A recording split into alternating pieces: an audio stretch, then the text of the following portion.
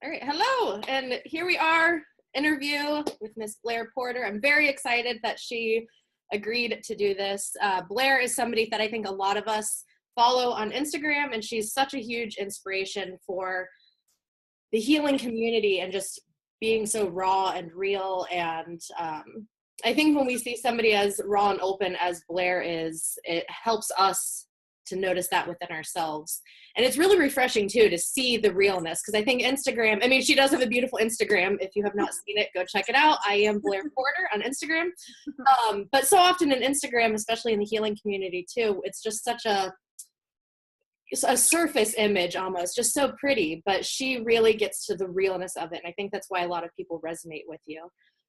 So today we're just going to kind of talk to Blaire. She has a lot of different things that she covers within her Instagram and her work with clients. But today we're going to be talking a little more about the shadow side of healing. And that is something she focuses a lot on. And it's pretty incredible. So hello, Blaire. Welcome. All right. So at what point, I guess, in your life did you realize that, you know, being a, well, what do you call yourself? Do you call yourself a healer, a coach, a guide? A guide? Yeah, I don't, it's like, I'm one of those people that kind of pushes back on the word healer, though, like, I'll use it because it's the thing that people most understand, but for me, it's kind of, like, that kind of evokes the idea that I'm the one that's doing it. Yeah. So, and I'm all about people doing it themselves. Yeah, giving them the tools. How to do that, right. So, yeah, a guide. Okay. Yeah. So when did you first realize that, hey, you know what? I think I could guide people to do what I'm doing and to help people. When did you first, like, kind of realize that? Well, my entire life, I've done that kind of irresponsibly. Like, I was kind of like the schoolyard therapist sometimes. Like, I remember in 7th grade, like, I was, like, working with my friend on how to, like, talk to her parents to make sure they get divorced. Like, the most ridiculous thing. Like, I thought that I could actually do that. Oh. And then just lots of, like, you know, like, what a young person thinks that helping is, you know? But I probably wasn't. But, you know, like, friends that had depression and stuff like that. But it wasn't until I became spiritual where I was like, oh, okay, kind of harnessing that energy and then also understanding what boundaries are and what it really means to hold space for people and to help them. Because it's not telling them what to do, for sure. I mean, I think that's a big thing that people realize when they first are like, I think I could coach people or guide people. They realize, like, oh, it's not saying this is what you need to do. Right. And which it's can be also frustrating sometimes. Right. And it's also not like, and this is something that, you know, I notice in other people who are like, you know, they might learn Reiki or they'll learn one thing and it's like their idea then is that they have to set out and do it for every single person. You know, it's like their job to, like, heal the world, and they go to the coffee shop and it's like that's the first thing that they're looking for is like, how can I help this person? And I'm like, no, you have to enter each situation as like, okay, what am I going to learn? You know what I'm saying? And then, you know, if it comes down that you say something that helps someone, that's great. Yeah, that's a great way to look at it. It takes the burden off of you too, I think. Like, it's stressful. Like, I need to save everybody. Like, right. And it makes it easier when you're not to carry. Yeah. Totally. So, like I mentioned in the intro, you do work a lot with the shadow aspect of things. Why do you personally feel that is, and why do you think that that's important to focus on? I mean, it's been the most transformative thing for me personally, and I feel it's like it's easier to go higher. You know what I'm saying? Like, it's not to say like it's easy to meditate, but it's easier to be like, all right, how can I shift my perspective and look at this in a, you know, complete love or whatever it is, you know? But it's hard to sit with parts of yourself that make you really uncomfortable, you know, but that is where we transform, you know. And so it's like the easy thing is never, I don't want to call it easy, you know, but like that it's never really going to get you where you want to go. It kind of always band-aids a little bit. That's a great way to word that. What? That's a great way to word that. Just puts a band-aid over it. It does, yeah. And the band-aid is a big thing for me. I mean, I kind of make some generalizations around band-aiding, but yeah, I mean, there's a lot of factors to it. And sorry, what was your question? That's okay. I'll break it down into two. Yes. I said, why do you work, or you work a lot with the shadow? Why do you personally feel that is? Like, why do you feel so drawn to working with the shadow versus, hey, look at the lights and the rainbows and the unicorns? Yeah, I mean, just because it brings the most impact, and it not to say like that it makes life better, but you become way more rooted in yourself too. You know, it's like I know myself in a completely different way than probably most people do, and people who do shadow work do. And so it's not like, you know, if something happens in life that's awful, I mean, it's like yesterday, for example, a lot of people read my post about my dad who's, you know, having a really hard time. And so it's painful, but because I have done that work, it's like I'm not falling apart like I would have prior to that. Yeah. You know, if this had happened 7 years ago, I would be a puddle. You know what I'm saying? Yeah. So it's you're better able to handle things. Makes you stronger. Yeah, for sure. Okay. I guess too, maybe we should kind of touch on what is shadow work to people maybe that have never done it and they've heard the term. I've had that question before, so that's a really good. What are you guys talking about? So, in your mind and your point of view, what is shadow work? The subconscious. You know, it's kind of so. I always try to tell people it's like shadow work is perfect for the person who reads. For example, I love Danielle Laporte. She's one of my favorite humans in the world, and her work, Firestarter Sessions, completely like restarted my life. But the stuff that I wrote in that book, so she has a book, like it's all about desired feelings, right? And it's kind of like you do how you like what you want to feel. A lot of us who have some blocks in our subconscious, or you know, who need to do shadow work, they have a hard time making conscious changes, right? So no matter how free I want to feel, and I write that down in the book, like I couldn't bring myself to do those changes, or I would do it for a week and then I wouldn't be able to anymore. And the reason that is because your subconscious brain is formed by the time you're like 6 years old, right? And most of us don't even really remember stuff before they were the age of 6. So it's like you look at what could have possibly happened, what conversations your parents had that you probably don't remember, whatever it is, and that's all in there, you know? So it's like working with your subconscious and with your shadow will allow you to bring your, like, it becomes more on the same level with your conscious brain, and it's easier to do things that you really want to do. So now I can read Danielle's work and I'm like, oh, okay, I can actually implement that now, or I don't have as much resistance to it. But for most of us, it's like we're kind of walking around with a lot of wounds or a lot of blocks that we inherited from our parents, and it makes it really hard to do things that we want to do, you know, and we kind of cycle through like, why can't I just do this? You know? Definitely. Like, I want to. Like, if you find yourself like with the same issue coming up over and over again, that is exactly why. And most of us have that somewhere in our life. I've had it in every area of my life, you know? Yeah. Goodness. So why do you think a lot of people have a hard time facing their shadows? Like, why do you think it is so much of the put a Band-Aid over it, put a smile on, change your mindset? Right. Why do you think you have a hard time like digging deep? A few reasons. One is that our culture and, you know, families too, we're kind of taught shame, you know, and things are taboo. We don't talk about things. And we're not really taught to sit with things that are uncomfortable, you know, and it's always kind of like fix it. Like, so I come from a family where it's like we make a plan or whatever it is, or, you know, things that we don't like about ourselves, or not, I don't want to say that, but like things that are hard, we would just ignore it. We wouldn't even Band-Aid. We would just ignore it and sweep it under it. And so most of us just have not been taught it. And then when they do start bringing out feelings, maybe their family doesn't respond very well. So they haven't really had a lot of experience doing it in a safe space. So there's that. So a lot of people are resistant in that way, but then it's like when you start doing this work, it's total responsibility. And that is what is really hard for people. It's because it's kind of like, I mean, I don't even remember seeing the movie The Matrix, but I remember the part with the red pill, you know, when he takes that. And I always explain that to people. I'm like, once you start doing this, there's no going back. It's like once you start seeing all of this from a higher perspective, yourself from a higher perspective, all of these patterns and everything, you can't unsee that. Yeah.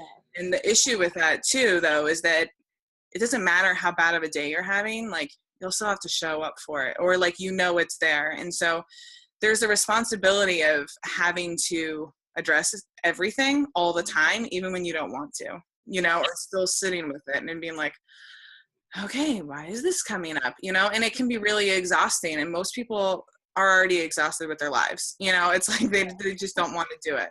Yeah. And that's totally okay, but it's hard. Yeah. I kind of feel like either way it's hard. Going through life repeating the same crap over and over again and being exhausted is hard. So it's kind of like, or would you rather be, deal with your shadow and be a little extra exhausted, but then be able to break these patterns kind of? Yeah, for you and me, that's easy. It's like, not like easy, but it's like, yeah, well, duh. Like there's an obvious choice here, but it's like I look at people who, would never even think of doing it, or like they speak a completely different language, and it's kind of, I can see why they may not want to. And another part of that is also loyalty, because when you're doing shadow work, it's pretty much all about your family. Like let's face it, it's like, because that's where it comes from, right? It's all inherited bullshit, and so. And most of us, and I was this person too, like when I was in like college, people would say, you sound like you're in a cult of like your parents. Like, oh my gosh. That's how intensely like I was apparently like obsessed with them, or like I thought they were like right about everything. And I really had them on a pedestal. And so taking them off was painful, but it also feels like, holy shit, like I am being disloyal. And that's like that root chakra. Your family is at your root chakra. And we are taught like you must be loyal to your tribe, so in doing this work and having to be like, fuck, maybe like they did their best, but that sucked. And like, it was painful, and it wasn't right, and that's hard for a lot of people. Yeah.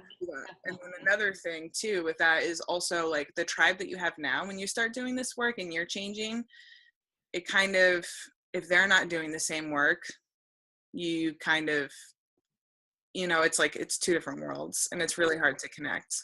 It is. It's really interesting too when you do start doing the shadow work, seeing the spiritual and healing community. It's like, what? Like, it's great. Like, I know for me, before I really started doing the shadow work, I was focusing on spirituality, and I kind of fell into the like, everything is rosy and great. And then I was like, what the hell? I'm still miserable. I was like, I'm doing everything I should be. I'm reading quotes, and I'm meditating, and I'm putting oils on and crystals, and I'm trying to talk positively. And I'm like, and I'm still like dead and dying inside. Like, what is going on? And then that's when the light bulb went off, and I'm like, because I'm not fixing anything. Like, I'm ignoring it, and I have blinders on. And I love the spiritual community, and I think it is kind of a nice step for people, especially people who haven't had any sort of spirituality. But I think it is at some point people get to that point and they're like, this isn't working. There has to be something else. Right. I from the series of interviews that I did with women, there was a lot of that, of kind of like, well, I read this book, like I'm not going to name names, but there's some authors out there that are kind of, which are great for kind of bringing people in the door, but they miss the mark. You know what I'm saying? And it's kind of like, meditate every morning for 30 days and do this, like do what I did. Yeah. You know what I'm saying? But it doesn't teach you how to do your own work. And it's kind of like, yeah, everything will be great. Like your life is going to be perfect now, and you're going to have a miracle every day. And it's kind of like, well, fuck. Yeah, like I'm still not happy. And so it's kind of also too, where it's like, I love Hay House, but I also feel that, they do what they have to do, but it's also kind of irresponsible in a way of, because like now you just have people who literally buy everything that Hay House publishes. Yeah. And like, I need this. You know what I'm saying? Yeah.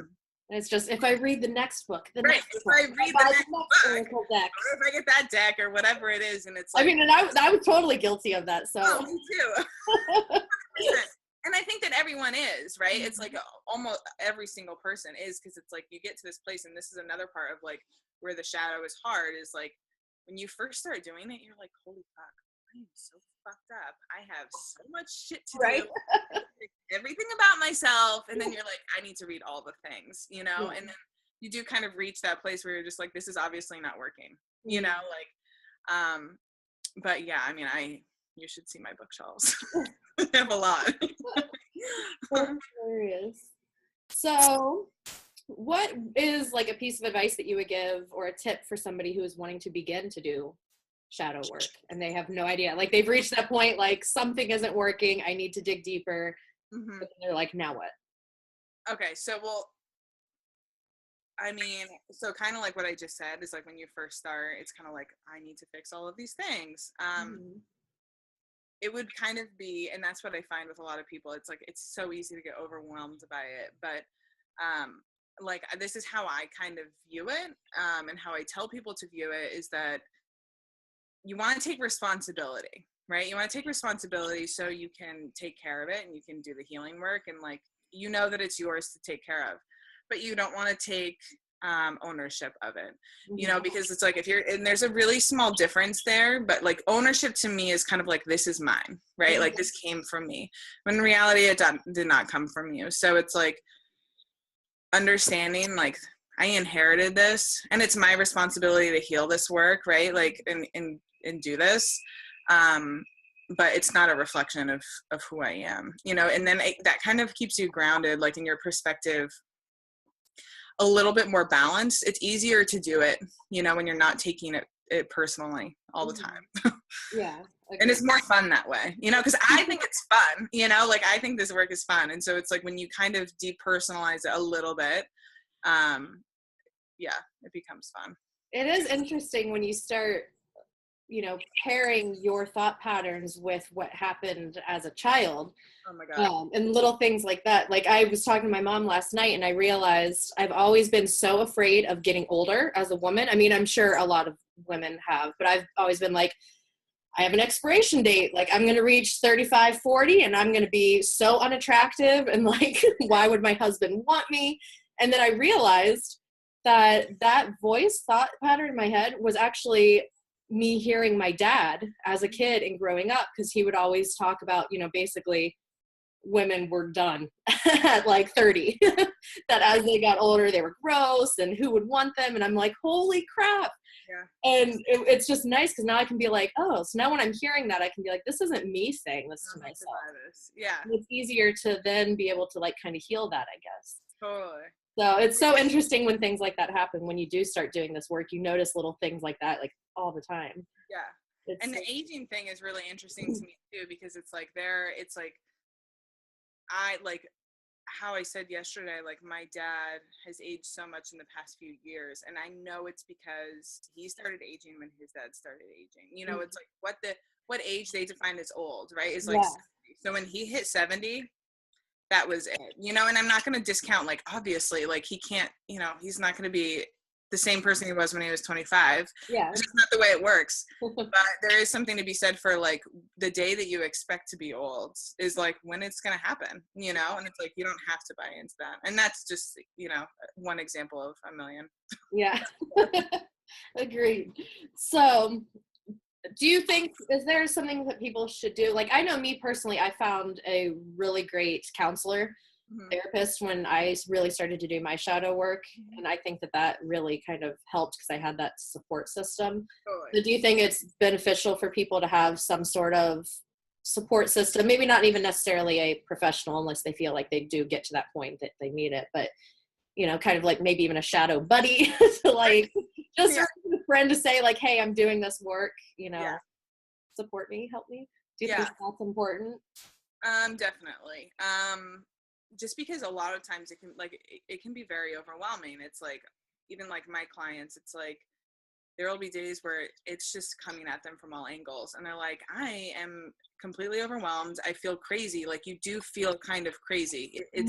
It's hard to explain where everything's coming at you and you're just like reacting, you know? And it's like, whoa. And you need that person to like ground you and be like, this is normal. Yeah. You know what I'm saying? It's like, of course you're like, when you're digging stuff up, you're going to feel a little bit overwhelmed, you know, and then when stuff comes at you in life, you're probably going to react, and like, but that's what we want, you know? So I'm always like, when those days happen, I'm like, yes, that's great. Like when shit happens, that's great, because we can work with that, you know? Yes. And it's like, I think about it like with my best friend and my partner who both do this work. It's like, it's so much easier because like I'm really, really good at seeing the higher perspective and seeing things for myself, but sometimes it's nice to be able to bounce things off of people too. Yeah. You know, get like, what do you see here? You know, and that's nice too, because there's no judgment. So my best friend could be like, no, you're totally fucking this up. And I'll be like, okay, thanks. Good. Thank you for that. Awesome. Yeah. So yeah, I would say that that's pretty important. Okay. So we've talked about this before because I did one of your interviews, which was amazing. And you kind of mentioned it here about how things from our past manifest into our root and sacral chakras a lot. So how do you feel shadow work can relate to really heal those specific chakras? Well, the main thing that happened, that is on everyone's mind is like money and body, right? So those are both in the root chakra. So there's family, tribe, money, body, security, stability, career, finances is in the root, and earth.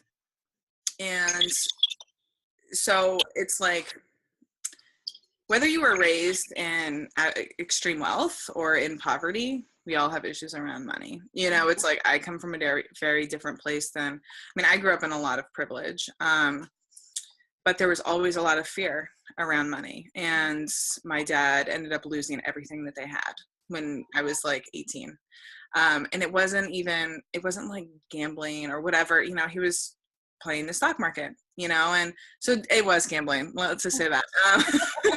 He was shorting. And so it was kind of like the family's fears had been realized, right? And I got a lot of issues from that, you know, and my partner, who comes from kind of, you know, incredible wealth, has similar issues around money too. And I'm always looking, I'm like, where does this come from, you know? And it's like, but that's in his lineage, you know, that's stuff that he inherited. And so, and we all do, because money is such a primal thing. And so is like food, right? So it's like, food is another big one. But when you're doing shadow work, it's like, okay, I am overeating or whatever it is. Like, who am I bringing to the table with me? You know, it's like, when I sit down to eat, I have both my parents who in my head. So I'm judging the food that I'm eating. I'm probably eating it too quickly. I'm feeling like there's not enough. Lots of other things, you know, but it's like, the more like, and this is harder one for me to actually work on, because like I said, it is so primal. And that's why the root chakra is hard for people. People are walking around with a lot of blocks there, because the root chakra is formed by the time it's like when you're in the womb, you know what I'm saying? Yeah. So there's stuff that you would never have any issue, like any understanding of, is like, your mom had a hard pregnancy. Okay. You have some issues. So it can be hard to work on, because the patterns are much deeper than, you know, maybe stuff in the throat, you know?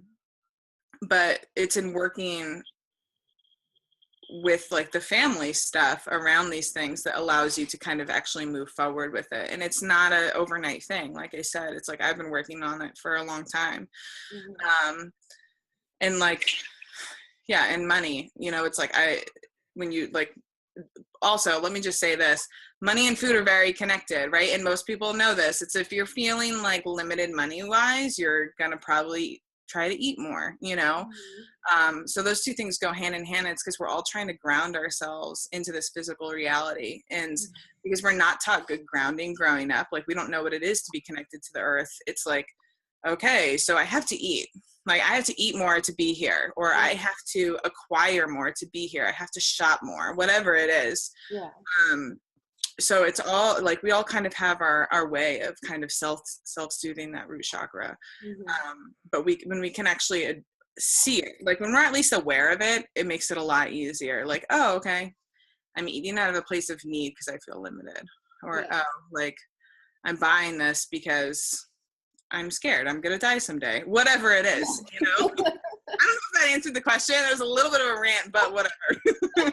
No, it was good. I mean, because you talked about how basically how the issues within the root and sacral chakra can manifest into your everyday life. Because I think too, which, and I talk about chakras a lot. I love talking about chakras, but I think that's another thing I've realized too, is people don't necessarily talk about how issues and blocks within these chakras really manifest into our lives. It's just like, here's what these chakras govern and here's how you can heal it. But then it's like, you don't actually cover how it manifests like in day-to-day activities. And that I think too, a lot of people don't realize that, like you said, it goes back to, you know, I mean, it's something in our DNA even almost, like our grandparents who we never even met, their issues are like built into us, and it's crazy. Right. It's very, yeah, it's very based on our lineage. And that's something too that I've been really trying to sit with, because like I did a post probably like a month ago about the physical body, the root chakra, being away from my family, and how I felt freer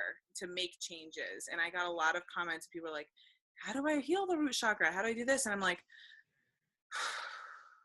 I mean, we can talk, but it's going to be like a 15-hour conversation. Yeah. You know? Like it's going to be a long talk, and Yeah. I can't. It's like, it's not even like I can't do one post. It's like, how can I do 20 posts on this, or you know, whatever it is, how can I cover all the bases? And it's like, I had this person and come in and comment to these people who asked me these questions, and she was like recommending a crystal, and I was just like, okay. And I said, like, that's cool, you know, like obviously I work with crystals, like I understand, that's great, Yeah. but that's like such a tiny piece, you know what I'm saying? And it's like, the crystal's not going to do anything unless you're doing the work with it. And so it's like, and a lot of people, they just want the easy thing, you know, they just want to take the pill, or they just want to hold the crystal, or whatever it is. And so it's like, I always feel kind of like that negative Nancy truth teller of being like, actually, it's a lot of fucking work, and you're going to have to do this, and you're going to have to do this. And,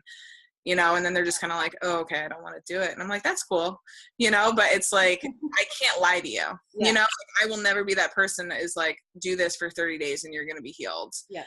And that makes me less popular, and that's cool. But it's like, that's why we love you though. I never tell you that I can help you, like I can save you, or that a certain thing can do it either. Because it's like, even after years of doing this, it's kind of like a jigsaw puzzle of trying to, you know, figure out what works for you. And that should be fun, you know? Yeah. It's like, but that also, it's like the idea of just kind of, and I'm not saying like, oh, there's something wrong with these people of like, oh, I just want the thing, but that's like what we're taught. It's like, you know, we don't really have an appreciation for the process. You know, it's like, give me the antibiotic. Yeah. I don't have to go to a sweat lodge and, you know, make vitamin C, whatever. That is crazy. I think, you know, it is nice to give people tools, I think, like crystals and oils and stuff, but then it is kind of like, here, I've given you the tools. You got to do the work. You have to do it. You have to do the work. And I think everybody eventually, well, most people finally do kind of get to that point. Right. So, yeah. Yeah. And it definitely, it's definitely nice, you know, to be able to do that. It's kind of like, you know, I make these bracelets that's like on people's chakra test results, and like obviously they're made out of stones that like I feel is going to help them, but I say like in the letter in our sessions, I'm like, so this will do this, but this is what I recommend that you do internally, you know? And so it's again, it's like a good kind of gateway, because like you think about it, it's like crystals bring lots of people into spirituality, you know, just because they like them. But they eventually reach that point of being like, okay, I have to do a little bit more here. Or I'm still feeling miserable, or whatever it is. Agreed. So, well, I guess we kind of already touched on these about how shadow work can heal money blocks. I think a lot of people have, like you said, sexual blocks and body and money blocks. Like, I think from what I've seen, you've done a million interviews, that is like the most common issues So have you seen any, I guess, like success stories? I mean, I know I don't even want to use that term because I know, like you said, it is an ongoing process. And, you know, it's like you heal one thing and then something else about that comes up and you have to heal something else. Right. But have you seen within other people or even within yourself, like the benefits of shadow work? Specifically in relation to money or in I guess anything in general, but maybe specifically to like the root and sacral chakras. Like, have you seen any? So I feel like we're talking a lot about like it's hard as hell. It's so hard. it's People are gonna be like, let me, why should I do this? but it's worth it, and let me tell you why. Yeah, so I mean, gosh, I would say everything I've done through shadow work.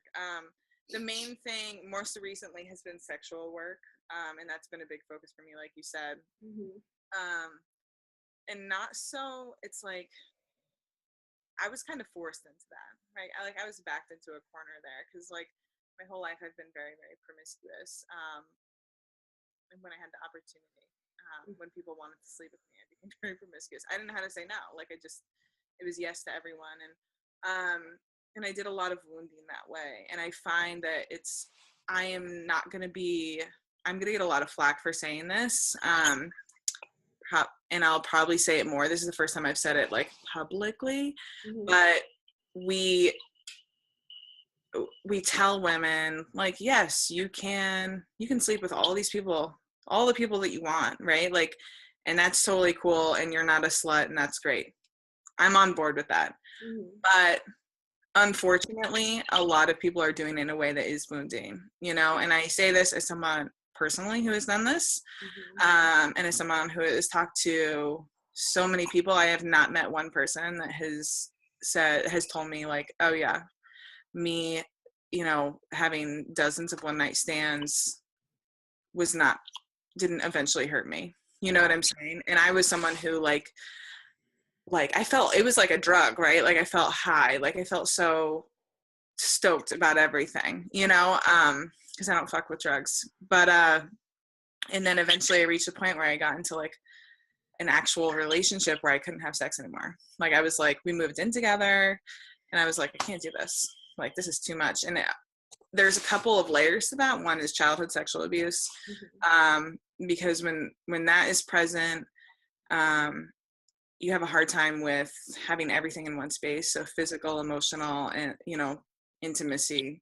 It's better to keep things separate. It's easier. So it's like, I always tell people like, it would be easier for me to sleep with a stranger than with my partner, you know, and they can't wrap their heads around this. Yeah.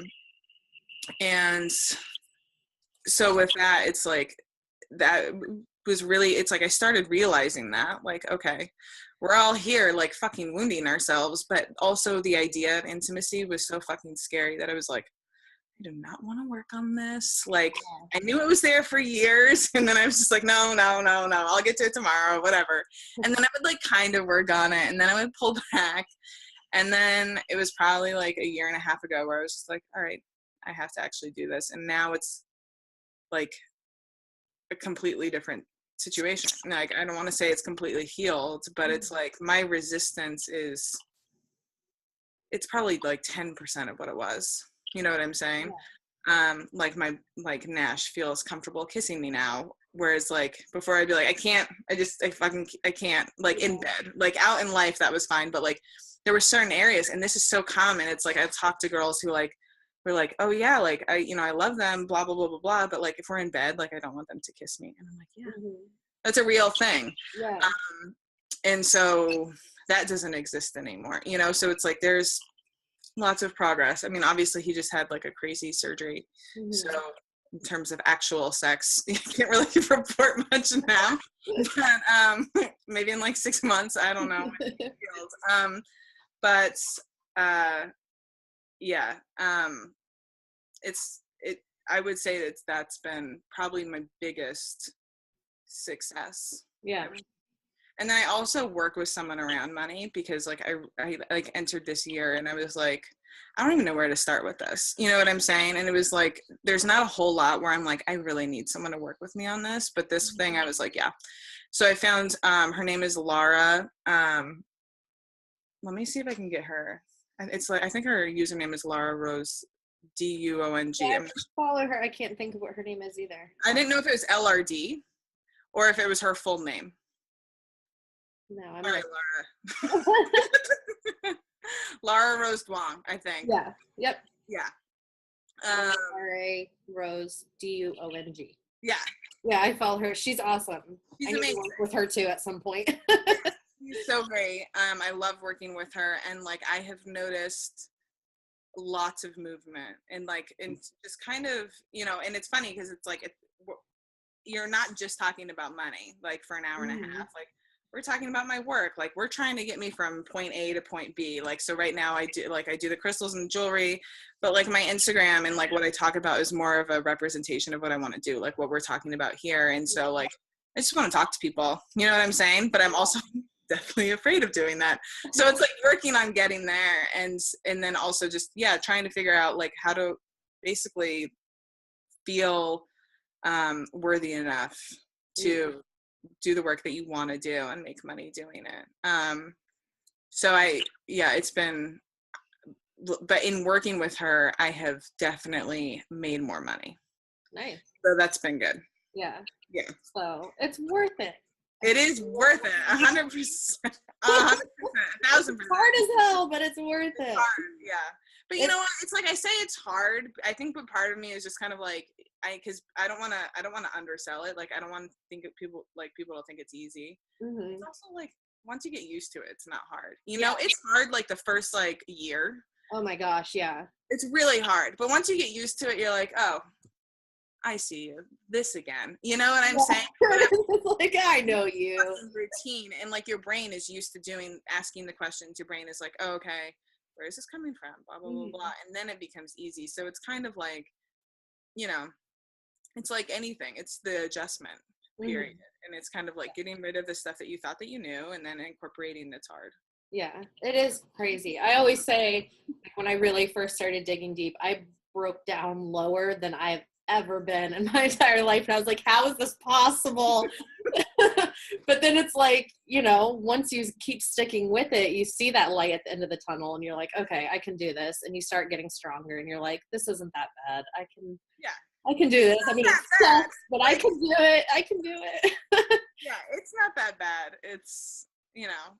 Yeah. At first, I think it is kind of like, it is like ripping that Band-Aid off. Yeah. It hurts like hell for a moment, but then it's like, oh, okay, it's over. I got this. I was like wildly depressed for probably a year, but it was also because I didn't have anybody to tell me anything either. Like everybody was just kind of, it was like the high vibers, you know? And so it was kind of, I didn't have anyone to say like, stop comparing yourself, put down the books, and just ask your body, you know? And it's like, that's another thing too. It's like, I haven't even mentioned that, but like when you're doing shadow work, you have to talk to your body, you know? And again, that's the root chakra, but it's like, it all lives in there. Your cells have a memory of everything. And so it's like, when you can get in there, because most of us are taught to be disconnected, you know, from our bodies 99% of the day, you know, so when you can sit in it and allow things to come up, you integrate much quicker. Yeah. So I guess it is where just with everything in life, there has to be a balance. And I think that is where the super high vibe, light side of healing and spirituality can come in handy, I think, with, you know, you need that balance. So you are kind of like deep in the trenches of shadow work. And then I think that it is good to use some of the techniques that maybe you've learned in the high vibe to kind of balance out it's all about integration and balance. Totally. Let me see. All right. I think that was all of the questions that I had specifically. Do you have anything that you would like to throw in about this? I don't think so. I know, like you said, this could be like, it could be a 20-hour conversation. I know. An hour-long video every day for 20 years. Yeah. Awesome. Well, do you want to let everybody know where they can find you and how they can work with you and all that great stuff? I am Blaire Porter, Blaire with an E.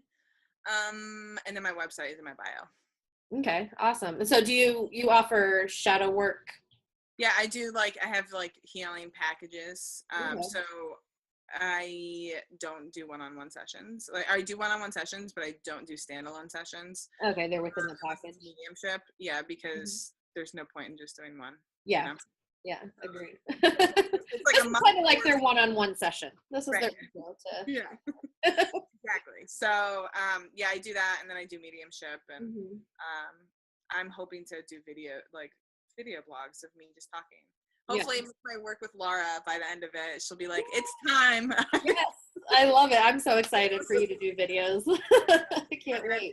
I'm trying to work on um, organizing rants. Now it's like I'm typing everything I know out, and then I'm just like, okay, so how can I distill this into 15 minutes? Yeah, it's hard breaking it down into things. Yeah. All right. Well, thank you so much for meeting with me. It was awesome and sharing all of your wisdom with us. Thank you so much. Yay.